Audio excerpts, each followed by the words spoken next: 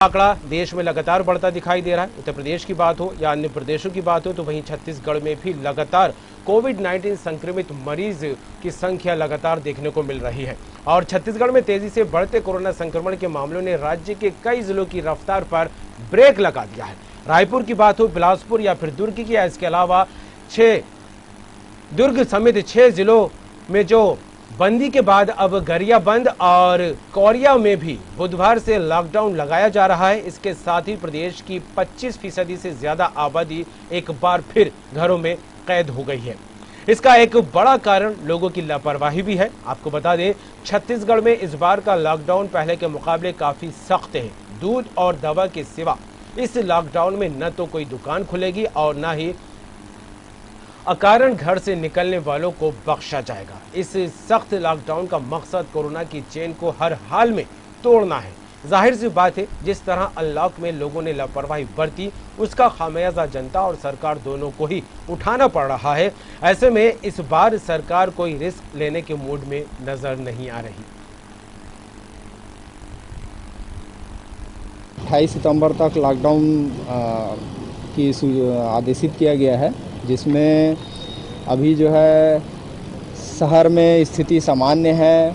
हमारी 8 से 10 अतिरिक्त पेट्रोलिंग चल रही है, थानों की पेट्रोलिंग के अलावा, और पिकेट्स भी लगे हैं। और जैसा कि आप लोग सभी देख रहे हैं, अति आवश्यक सेवाएं ही चालू हैं और जो डॉक्टरों के पास जा रहे हैं या कुछ एग्ज़ाम्स हैं उनको अलाउ किया गया है, और जिनके पास आईडी हैं और विशेष उनका ज़रूरी वर्क है उनको जो है अलाउ किया जा रहा है।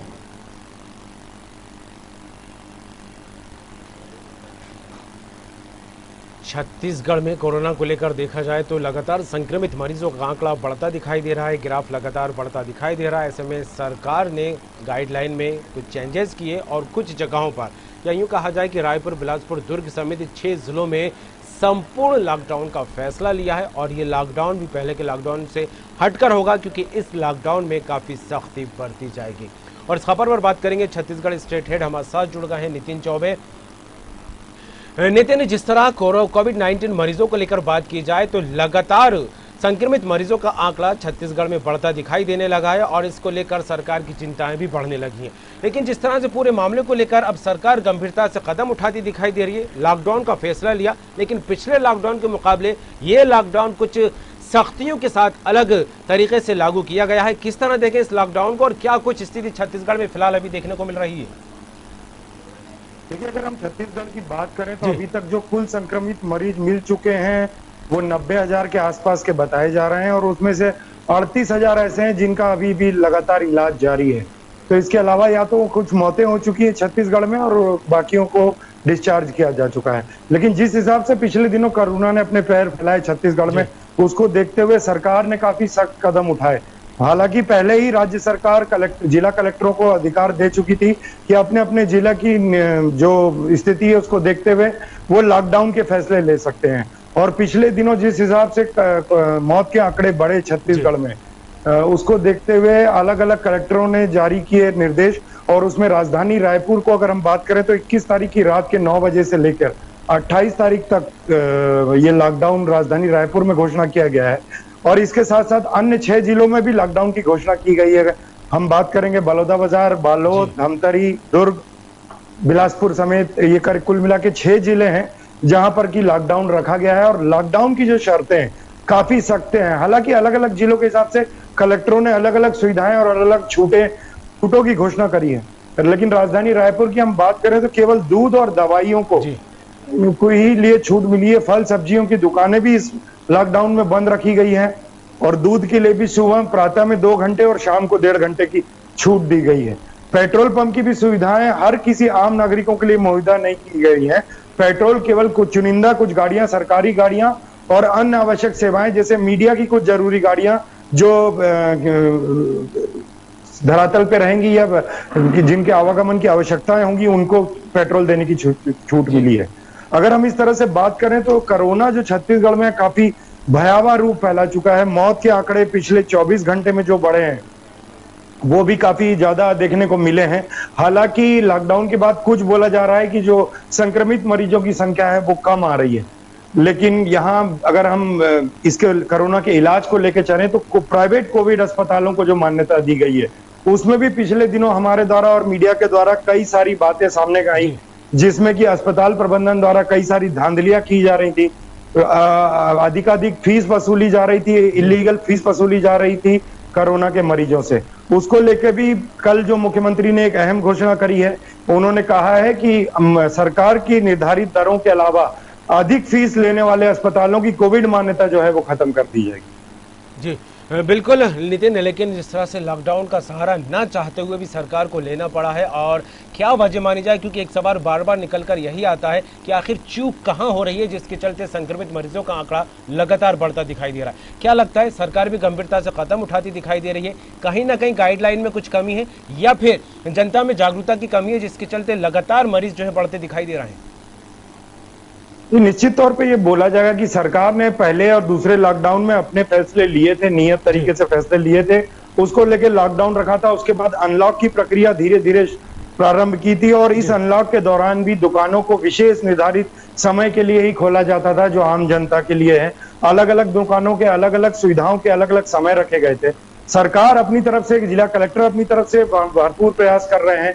मास्क को लेकर भी लगातार पुलिस प्रबंधन चाक चौबंद नजर आया है। उन्होंने बिना मास्क लगाए लोगों पे चालान भी काटे हैं, लेकिन उसके बावजूद भी कहीं ना कहीं जिस हिसाब से अचानक से ये कोरोना ने महारूप दिखाया है छत्तीसगढ़ के अन्य शहरों में, राजधानी रायपुर शहर में, और एकदम से मौतों का आंकड़ा बढ़ा है, उसको देखते हुए निश्चित तौर पे इस तरह का जो कड़ाईपूर्ण लॉकडाउन है वो सरकार के लिए जरूरी हो गया था।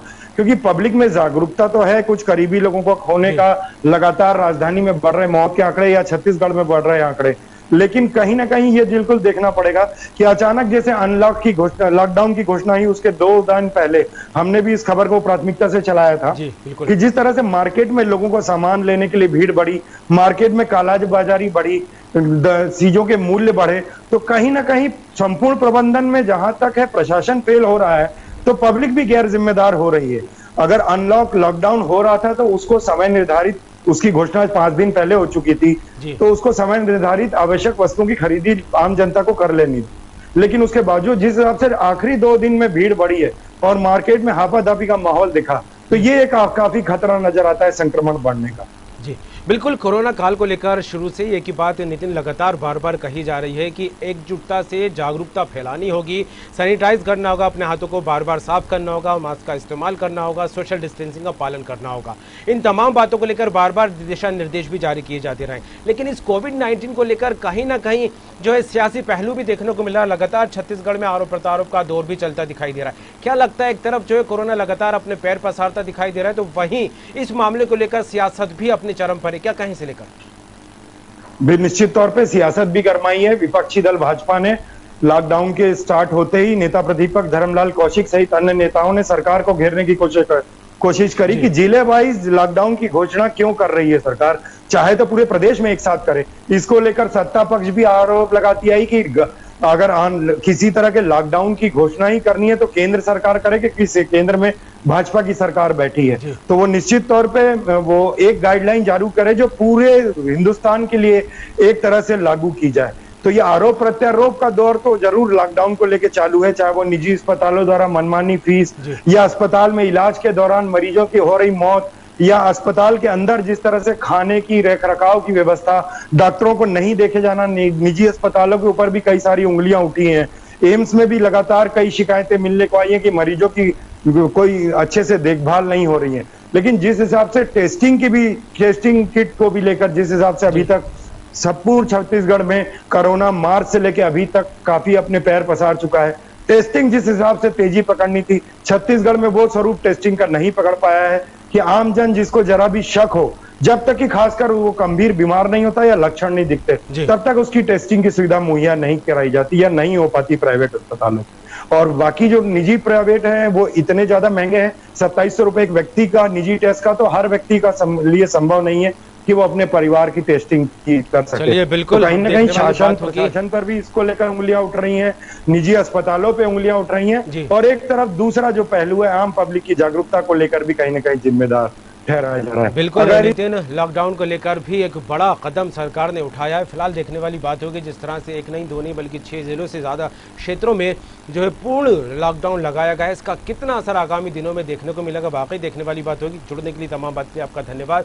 तो छत्तीसगढ़ में भी कोरोना को लेकर लगातार मामले सामने आ रहे हैं और ऐसे में सरकार को एक बड़ा फैसला लेना पड़ा। रायपुर, बिलासपुर, दुर्ग समेत 6 जिलों में जो है बंदी के बाद अब गरियाबंद और कोरिया में भी बुधवार से लॉकडाउन लगाया जा रहा है। हालांकि अब देखने वाली बात होगी कि क्योंकि जिस तरह से पिछले लॉकडाउन से सबक लेने की बात सामने आ रही थी, अब इस लॉकडाउन के बाद क्या कुछ असर छत्तीसगढ़ में देखने को मिलेगा और कितने जो है कोरोना की कड़ी कमजोर होती दिखाई देती है, क्योंकि जागरूकता भी एक बड़ा हथियार है इस कोरोना की चेन को कमजोर करने को लेकर। लेकिन कहीं ना कहीं इस जागरूकता की कमी लोगों में भी नजर आ रही है। हालांकि सरकार को लेकर बात की जाए तो लगातार गंभीरता से कदम उठाने की बात सरकार कहती नजर आ रही है और गाइडलाइन भी जारी की जा रही है और इसको लेकर एक अलग रणनीति भी बनती दिखाई दे रही है।